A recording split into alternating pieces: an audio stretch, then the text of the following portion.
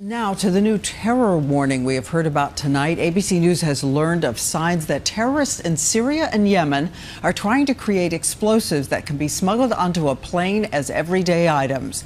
They hope passengers with U.S. passports will be carrying them. ABC's senior justice correspondent Pierre Thomas tells us what he is learning now.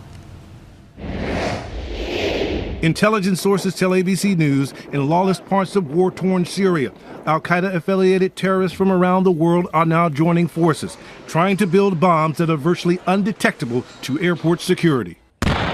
One official now calls Syria the new university for terrorism training and bomb making.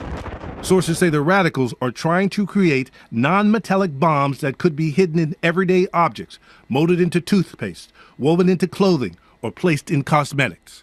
The fear among intelligence officials is that one of the thousands of foreign fighters in Syria, many of them from Western countries, could try to smuggle one of these new generation bombs onto a plane headed for Europe or the U.S. This is exactly the kind of threat that keeps me up at night. For instruction, some of the most ruthless elements in Syria have turned to Al-Qaeda in Yemen, proven innovative bomb makers. That's the group that designed the infamous underwear bomb, which slipped onto a U.S.-bound airliner on Christmas Day, 2009, but failed to fully detonate.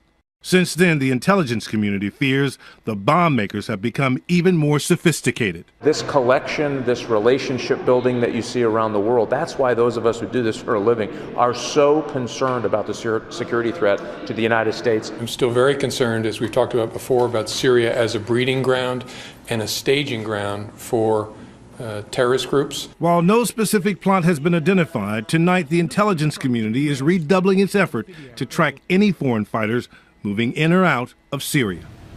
And Pierre, I wondered, how confident are American intelligence officials that they know how many U.S. passports are out there?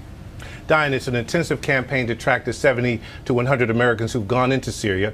Those who've come home are under various levels of investigation and surveillance. But the FBI director this week expressed concern that some Americans may be slipping into Syria undetected, and that's a real worry. All right, Pierre Thomas with what he is learning tonight.